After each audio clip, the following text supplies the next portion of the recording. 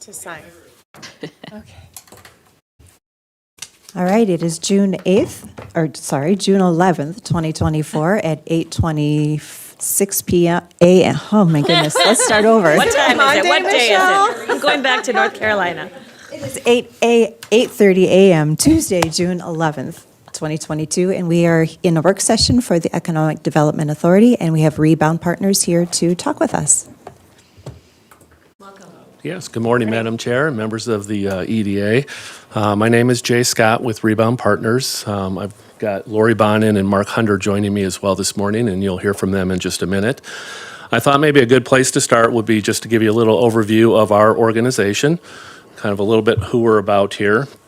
And before I even get into this, our founder, Brett Reese, has owned property here in this community, owned businesses in this community. So it's a very personal kind of opportunity or project, if you will, so to speak, for our organization to be here with you today. And we're looking forward to partnering with you, going forward here on some of these different activities you'll hear about this morning.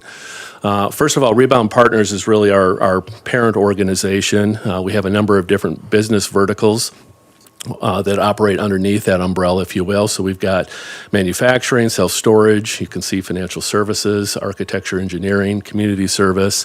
We've got the real estate acquisition and development, which we're here to speak about today, property management and brokerage, our community real estate funds as well through our sister company called Revosity, and Lori will speak a little bit more about that this morning as well as hospitality and food and beverage. So these are different business verticals or companies that we have within our organization that we kind of bring to the table here even this morning as we talk about different opportunities in New Ulm, where we can be a part of some solutions, real estate solutions to some of the different community needs potentially. And here's just a little bit of an example of some of the different real estate project experience. So again, we do a lot of different types of development activity, acquisition activity, redevelopment, remodel activity. As you can see, we do, of course, multifamily housing, apartments, food and beverage, as I mentioned before. We have our own restaurant company division, where we operate different brands of restaurants in various communities. We do retail development. We do a lot of downtown renovations and historic renovation work. We'll talk a little bit about that opportunity here with you this morning. We do land planning development as well. So we do large-scale tract land development where we're parceling off and planning larger parcels for, could be mixed use, but oftentimes different forms of residential as well. And we do, branded hotels. I mentioned we have a hospitality division, so we've got some boutique hotels in our portfolio, and then we've got some of the branded hotels with Marriott that are also as part of that portfolio. And a lot of our projects are mixed use, of course. So we've got, housing with commercial space typically engaged with one another as well. So some of our objectives here this morning, when we first kind of came to town, so to speak, about 6 months ago, we've met with Heather, with Chris and city staff. We've met with a number of different business owners and property owners, really trying to assess what the market needs are, what the community needs are. So typically when we come into a community, we're not just trying to develop or acquire properties. We're trying to, have an impact with our investment and with our real estate activities that are really centered around meeting the needs of the community themselves. So we understand. You talked earlier today about housing. There's a big need of housing in this community, which is often the case in a lot of smaller communities. And we're here to offer some potential solutions to partner with you on how we can establish some different housing product within the community to help meet part of that need as well. And of course, commercial opportunities would flow with that, or mixed use opportunities as well, depending upon the particular location. We've got, in this particular case, when we talk about housing projects, we'll again talk in a few minutes a little bit more detail, but you mentioned earlier the Garden Terrace Apartments. Well, that is one of the properties we'd like to talk with you about, the possibility of an acquisition and sort of expansion or development on some of the adjacent property there as well to add some additional housing units to the community. And then, of course, we're looking at some different properties around town where we could also add some additional housing units as well.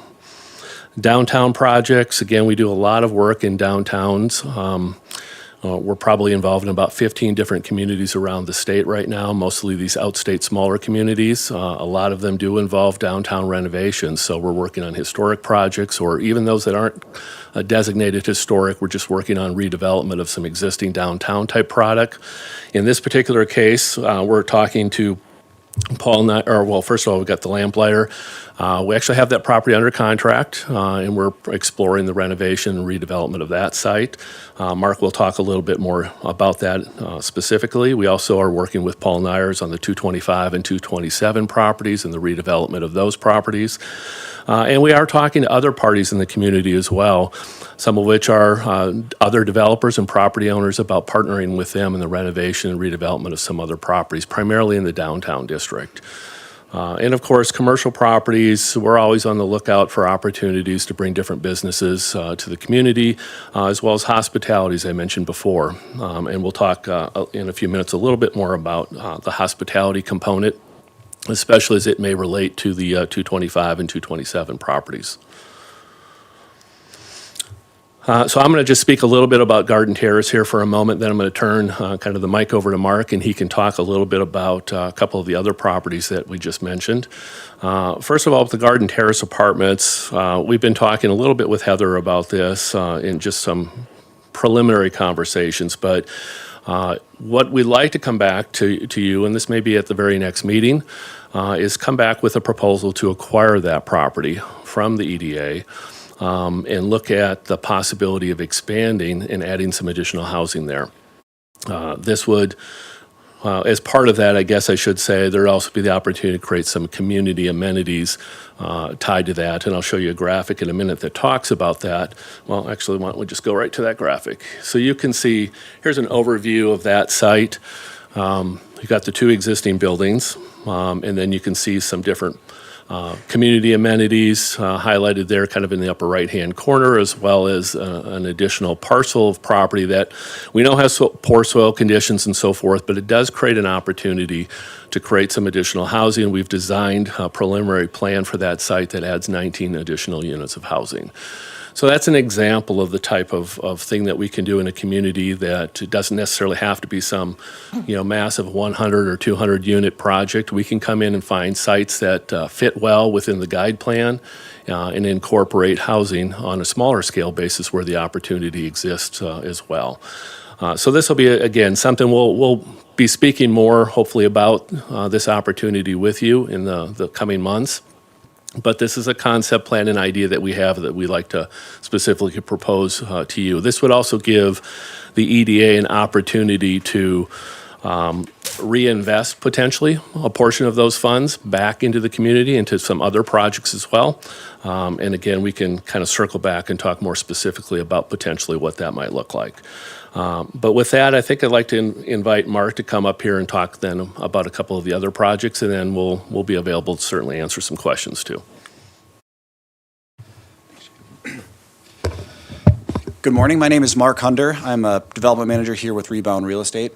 And really my focus within the company and within this community will be really the details person, the boots on the ground. So working with consultants, architects, lawyers, everyone within that ecosphere of real estate development to advance these projects forward. As a quick aside, before we get into the projects, I've been doing real estate development across the country for about 10 years, and I was actually a city planner before that. In my experience, I've not met someone on the economic development chair that was as involved as Heather is. She knows exactly where people are going, exactly who's going where, the whole. She knows her community better and what needs to happen, and she's been a tremendous resource so far. So thank you. We really look forward to continuing that relationship forward. So speaking of, this is actually a great segue into the Lamplighter project. This was not a listed opportunity, and I'm sure you're all familiar with the Lamplighter building and its story with the fire that happened in 2022. Heather provided us with the contact for the owner. We wanted to look at it as an opportunity to buy it in the condition that it's in today. It's still fire smoke damage, I say, more than fire damage, but that's what we are purchasing it as. And really, to bring it back into the fold, almost the same but better as it was before, right? So four 2-bedroom units on the second floor with new appliances, brand new white walls, to really fit within the context of that building. And then secondly, what we'd really like to do is, similar to the lamplighter model, is bring a tenant on board to take the whole space. And we think and we need to bring an architect and get a tape measure out, but we think it's about 4,200 square feet, so a pretty large space. But we'd like one restaurant tenant to kind of take it over and operate that as a tenant for us. And we can touch on this later on, or you can connect with me after this. If you have any contacts or people that might be interested in maybe looking at this space, I'd love to connect with anybody on that opportunity. The condition that we are, proposing on bringing that restaurant space is really, it's a white shell condition, really just, white walls, but, and allow some, the restaurant concept, and whatever that concept is, and we're fairly open as to what that is, they can put their own spin on it. They can brand it as their own, really make it their own within the context of. You have a question? Yes, I do. Okay. As far as that goes, are you looking at something independent or franchise-owned, and do you guys explore that, or is that on us to try to explore that for you? We will definitely explore. I've been cold calling folks from Mankato. I've also been reaching out with local contacts that Heather has provided to see if they might be interested in taking the space. And so really, the way that we as Rebound look at all of our decision is what benefits the community the most. And I think that if that makes sense for a national brand, then maybe that we'll bring them in.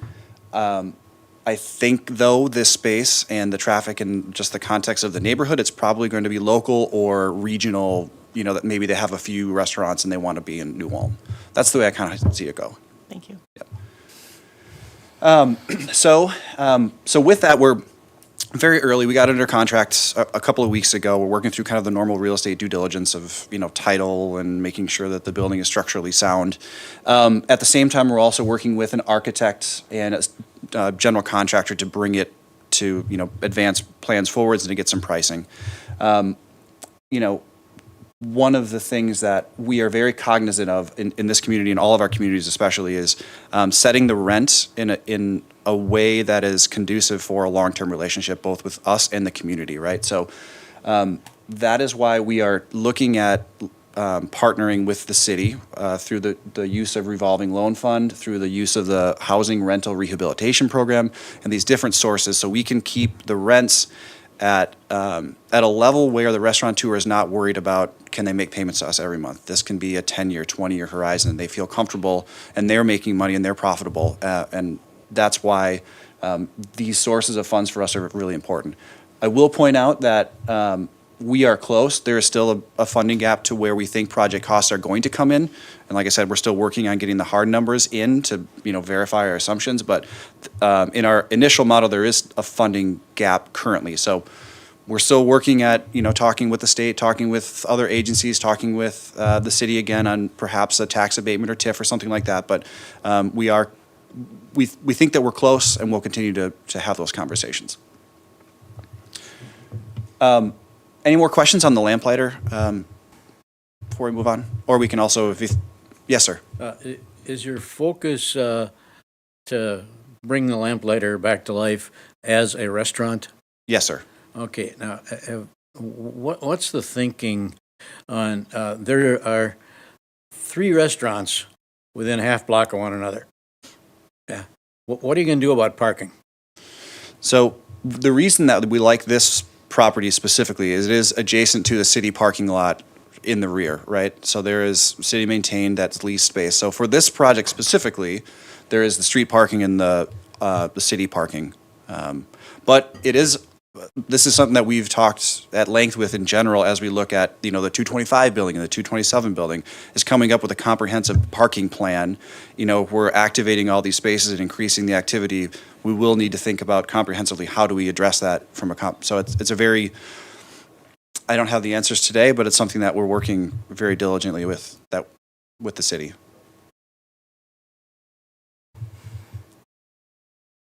Okay. Go ahead. Okay. So the 225, 227 building as Jay mentioned, we're working with the property owner. We have been engaged with them for about 6 months or so. Really looking at, so this is kitty corner from the Lamplighter building, so we're really almost hyper-focused in that portion of the historic district right now. We are looking at revisioning this property and running through different alternatives on what might be the best use and what might, be the most sustainable over the long term. Be that at kind of the lower end, not lower end, but the less intrusive end of kind of bringing that space back as retail or restaurant and having just, residential rental units on the second 2 floors. Or as Jay mentioned, we're looking at, maybe a hospitality component, turning these into maybe a boutique hotel or something like that, which we're very happy to hear that that study is underway. And so that was enlightening from this morning's meeting. We're very excited to see the report and the market for that type of product here. We are not under contract here, but we've been working hand in hand with the owner and his consultant, and will continue to be a part of that development. And maybe, maybe it is a true partnership. Maybe it is that we come in and buy it from him, and they, we haven't worked all that out because we're still trying to refine the idea. We're still at that stage of this development. So that's really where we're at right now. And again, we're at, as far as financial assistance, that's a big part of our idea refinement right now is what, do we utilize historic tax credits? Are there, what options does the city have for us? What, that all goes into the overall budgeting and pro forma of the idea. So, with that, if you think of questions afterwards, I'm going to stick around for a little bit after, or I think we are collectively for, as a public forum, or if you want to pull me aside after the meeting, I'm going to stick around a little bit. So with that, I'm going to turn it over to Lori to kind of talk about the Rivosity Fund side of it.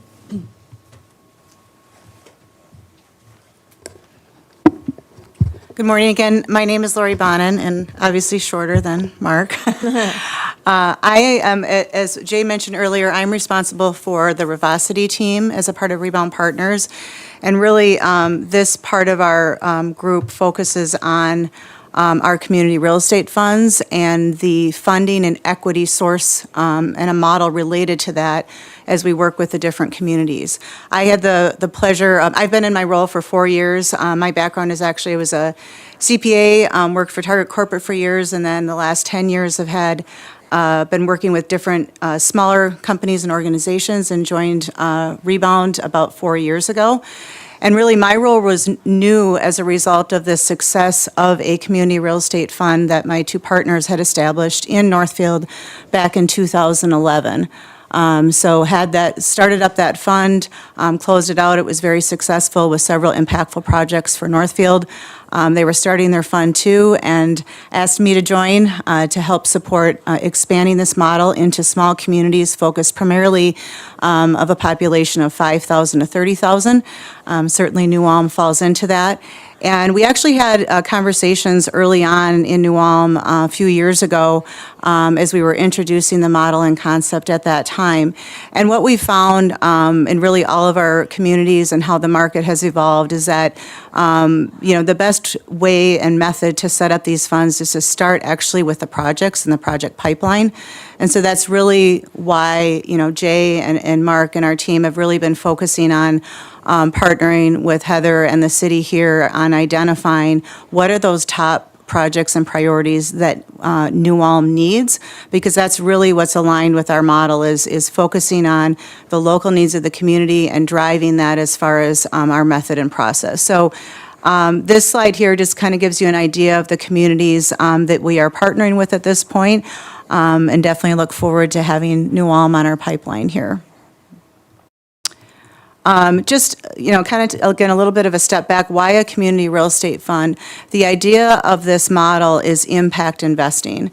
And so, as you can see with some of the examples of the projects that we have done in other communities, along with those that we are looking at here in New Ulm, is we identify a group of investors, and I'll talk a little bit more about how that works.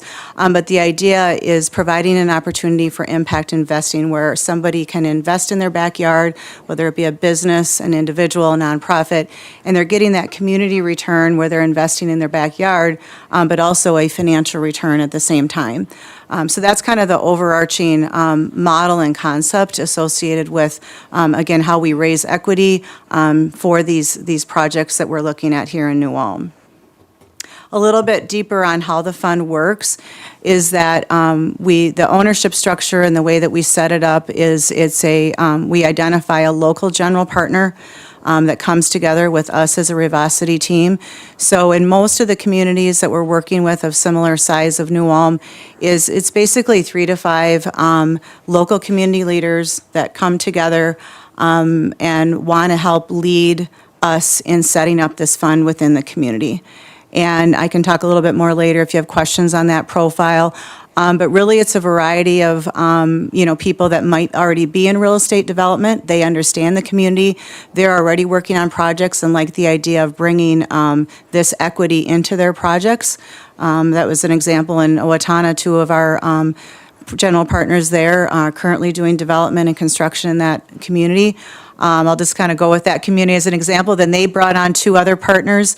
One is a very well-respected business leader, and another one has been very involved in nonprofits and has had experience raising capital and raising donations within the community. So I guess I call them one of our dream teams because they just have kind of a mix of backgrounds and certainly a significant passion for their community as well.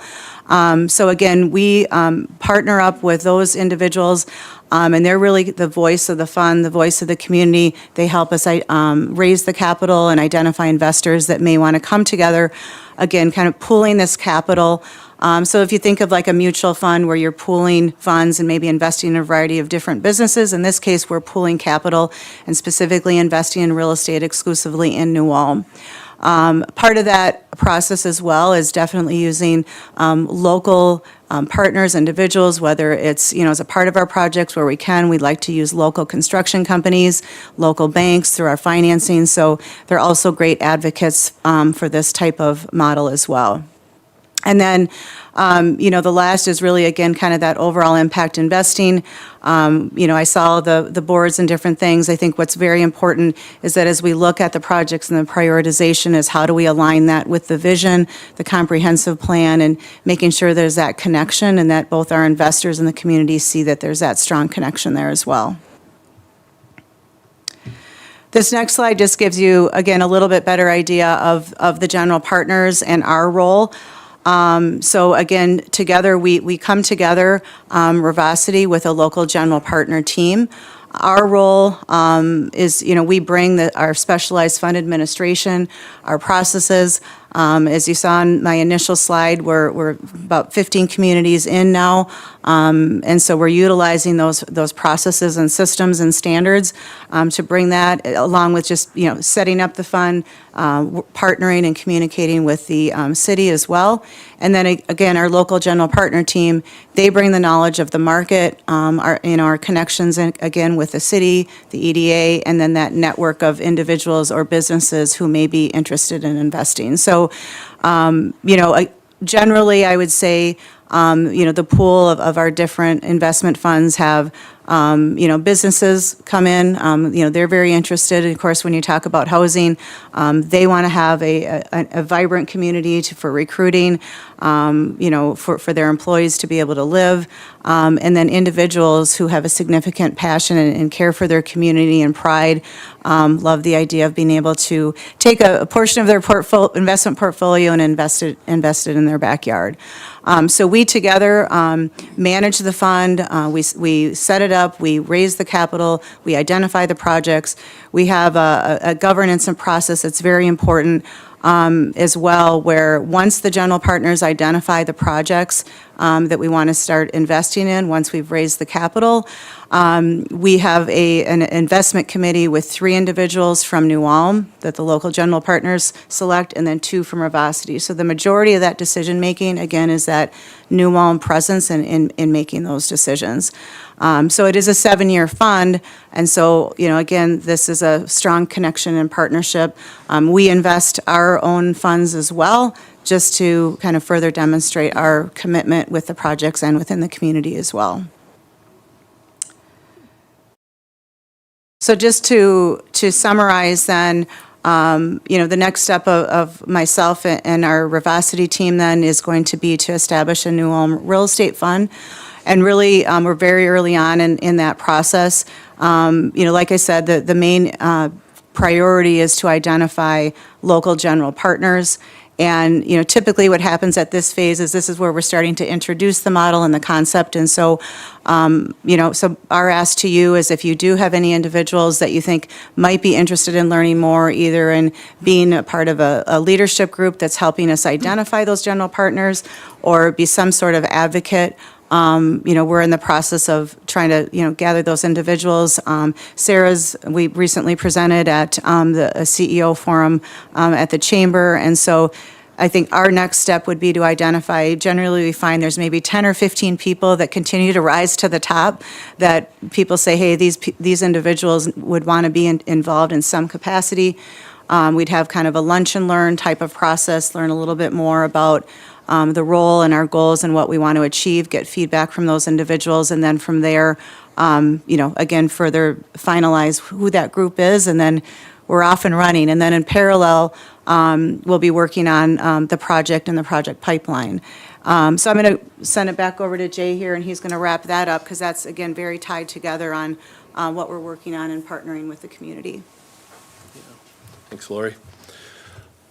Well, as Lori said, what's really unique about, I think, what Rebound does, and I've been in the real estate business for over 30 years here in the Twin Cities primarily, working with some of the bigger firms in town.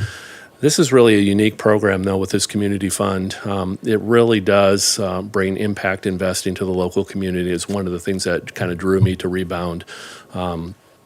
Just the opportunity to invest in the local community, both with our time and talent, but also with dollars too that the organization brings. But then partnering up again with local leaders and individuals, businesses, et cetera. So what we're I guess really trying to do today is really just introduce you to our organization. There'll be many conversations we hope in the future that we can talk about specific projects and opportunities.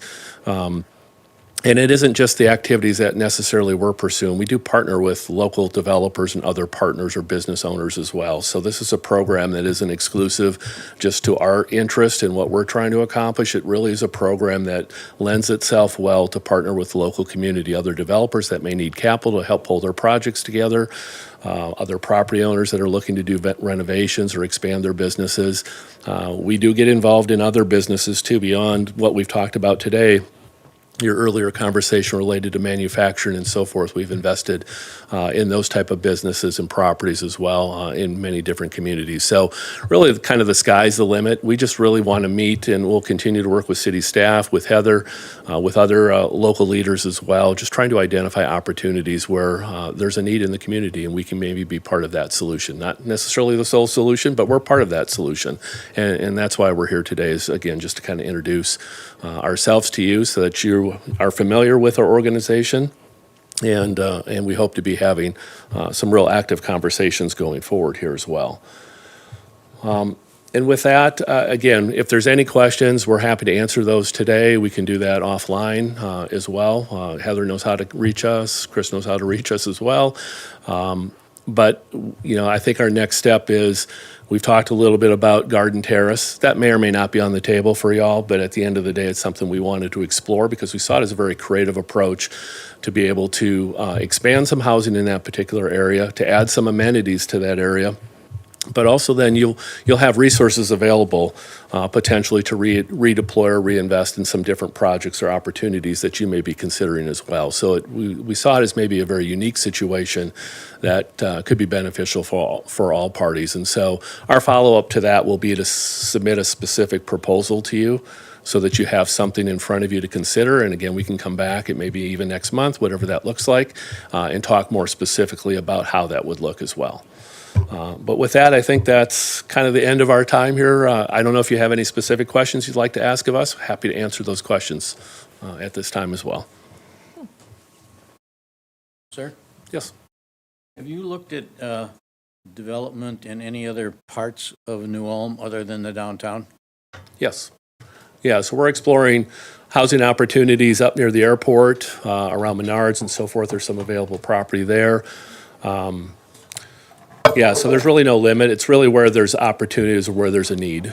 And we are talking to a couple of other local developers on projects that they're involved with right now where there may be a capital need to help kind of push those projects forward. So I'm not going to go into the specifics here this morning. That might be inappropriate, but nevertheless, we're engaged with other property owners and developers in the community where we could possibly partner with them as well. Just to expand on that too, with the fund, we can be the primary lead and developer and utilize the equity for that, or we can also be a minority investor. So I would say in about half of our communities, we're a minority investor where somebody had a development and needed the equity, and gave the opportunity again for local individuals to have some interest in the project. Oh, sure, sorry. Do you want me to repeat it? The point was that for the fund, we can be essentially the sponsor, lead developer on a project, or the fund can also be a minority investor as well. And so we found that that's been a great opportunity for those instances where you have a local developer or a smaller project or small business who may need some investment in real estate to support them. One other comment I might just make real quickly too. So we have a really talented team at Rebound with a number of good developers with a broad range of experiences in different product types and so forth. And you had mentioned parking, and we recognize the importance of parking to support various projects, right? And so part of the bigger plan in talking with a number of business leaders locally and other developers is looking at the potential for some parking solutions within the community itself to help support renovation, remodeling, even the intensification or density, adding density to the downtown core in particular. So that's part of the process of what we're going through is kind of planning on a larger scale basis for a longer term vision for redeveloping specifically the downtown area as well. Hi, I did have a question, and I just want to thank you guys because I thought the presentation was very thorough and explains kind of the business model and things. And so forgive me again, because this is the first time I've been kind of exposed to a model like this. But we're essentially looking at you guys investing your own money and then working with some of our local investors, our community members to bring in their money. We pool this and then we use that for the redevelopment. So my question is, I have two questions. Number one, is there a risk to the investors?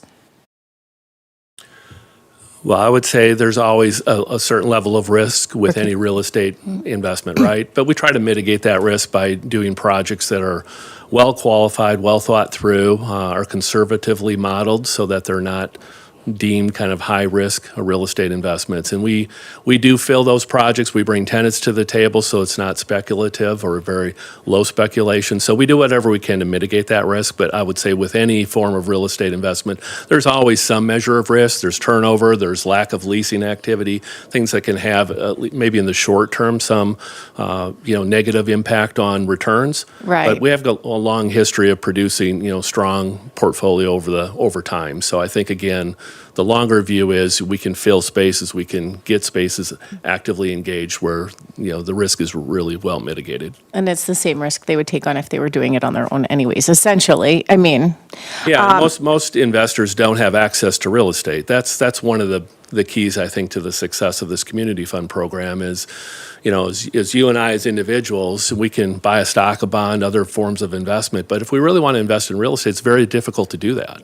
So we create an opportunity for, the mom and pop investor as well as other business leaders to invest in real estate where they don't have to take the bear that full risk themselves. Maybe they don't have the skill set to do that or the capital to do that. And now they can be part of a fund, much like a mutual fund, as Lori said, where they can invest in a diversified portfolio of some local real estate and get a return on that, but also be impacting the community as part of that investment as well. Thank you. I could add too, just starting, this is just more into the details, but I think good context to your question is Our minimum investment is $25,000, so again, it provides kind of a broad opportunity. I mean, today we have anywhere from $25,000 to $1 million in our investors. And so, generally, and I think that with the size of New Ulm and what we've initially scoped is that, we could raise anywhere from probably $2 to $5 million here. Our average, initial funds have been $2 to $3 million for a size of New Ulm. And then you leverage that with bank financing and, other type of financing in partnership with the city. And, you're looking at doing projects anywhere from, investing $12 to $20 million into the community through that fund.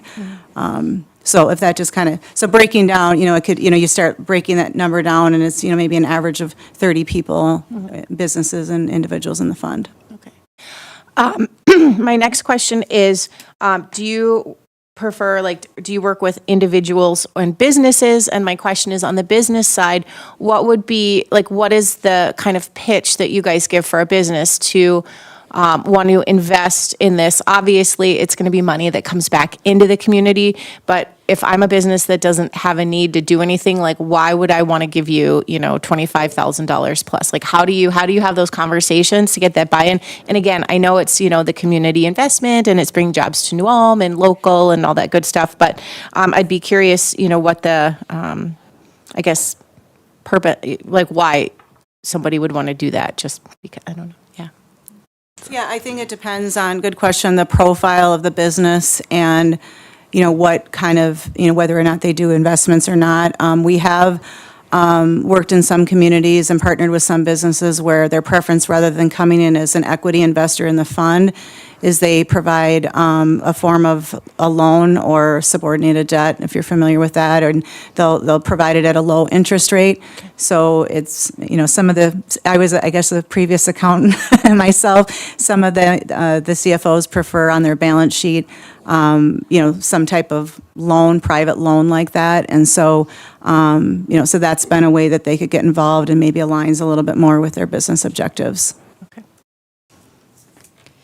Make one additional comment too. Why would they do that? Well, in part, we even heard in the earlier conversation, housing is an example. So to draw employees, to retain employees, right, they need appropriate housing stock. And we already know with New Ulm, we've got a kind of the reverse commute going, right, with I think it was 14,000 people coming from outside of the community to come here for employment opportunities. So local businesses oftentimes partner because they want to promote housing. So they have quality housing available for their employees to retain and attract employees. So that's oftentimes their primary interest. It may not be on the business side of things as much as it is, let's make sure we have a good quality environment to attract and retain employees.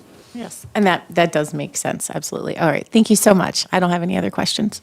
I have a couple just quick questions. What percentage of this fund goes directly back into redevelopment, or is there any portion of that goes towards some of the work that you're doing?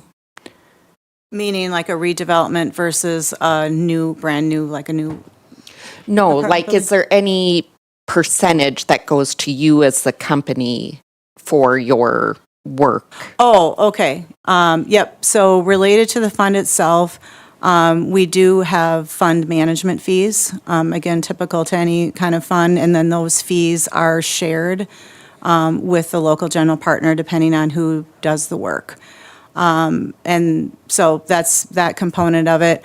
And then the other piece is then related to our development work. Yeah, so we typically charge a development fee, which is pretty customary in our industry, which really just pays the overhead for the organization. So, and that fee could be also, local GPs could be participating in that if they're actively involved, spending their time and talents, again, involved in the process. But those fees are relatively small compared to the size of the projects that we're talking about. They're usually typically in that 4 to 5% of the overall project cost. And it depends if it's an acquisition, it's less. If it's a heavy development, it's usually on the higher end of that scale as well. But so it's based on each project? Yeah, it's based on each project, and it's a one-time fee that's paid as part of the project cost. It's embedded in the cost of that deal, much like we might pay broker fees to real estate agents that bring tenants to the table. We don't get paid for that, but we do get paid for the development fee for managing the entire process and so forth. So, but that's it. The rest of the proceeds, everything else is going right into the property itself, into the community itself.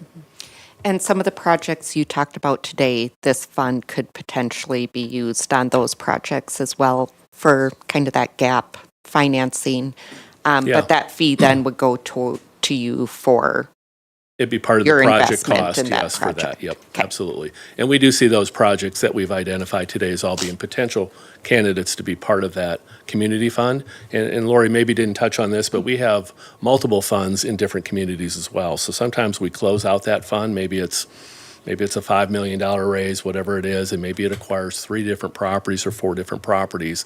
And if there's a lot of success and a lot of interest to continue with that, which we've done now in Northfield and Faribault, we would set up a second fund and we'd have another round where we would then go and do another 3 or 4 properties. So it's not like it stays open forever. We try to define the portfolio of properties involved in that for the investor's sake, so they know kind of this is what I'm investing in, and then close that out, and then we consider a second fund if there's still deemed activity or interest to pursue that as well.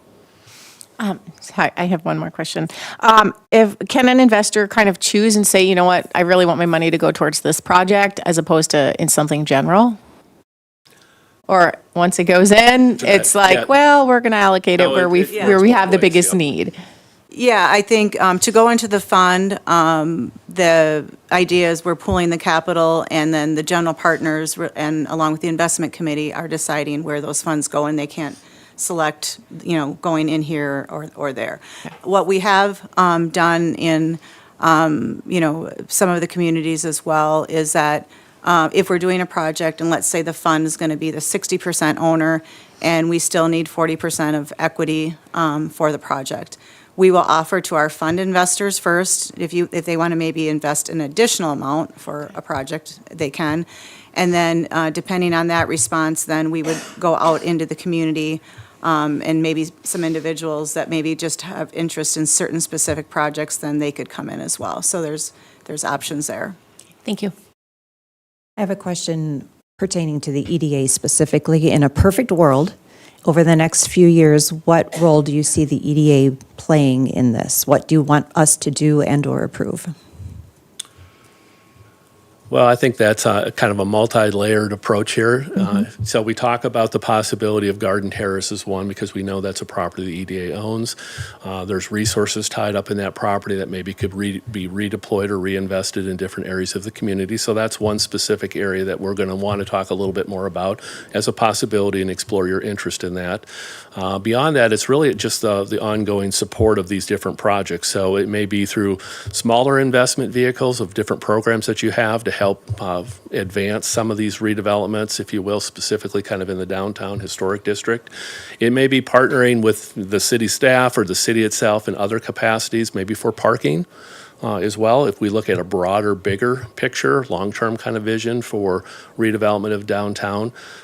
So we don't really have a specific role other than we're going to make a specific proposal with Garden Terrace in mind to kind of kick things off, to say we see opportunity. One, we're interested in that property. We're interested in sort of expanding that, and how can we work with you in that capacity as well? And then is there a place for maybe a portion of those funds to get redeployed into some different activities that we may be a part of or others might be a part of as well? Okay, thank you. I would say the other thing I would add, just kind of, clearly we'll be, as we are connected to the hip with Heather, but I mean, as you identify, through your meetings, needs or opportunities, of course, that'll come through to us as far as, our pipeline and how we should, help prioritize. And I think just kind of ongoing communication and engagement and awareness of the partnership as well is very helpful. Any further questions? All right, thank you very much for coming and Thank presenting. you. Appreciate the time. thank you. Thanks. The work session is adjourned. Thank you.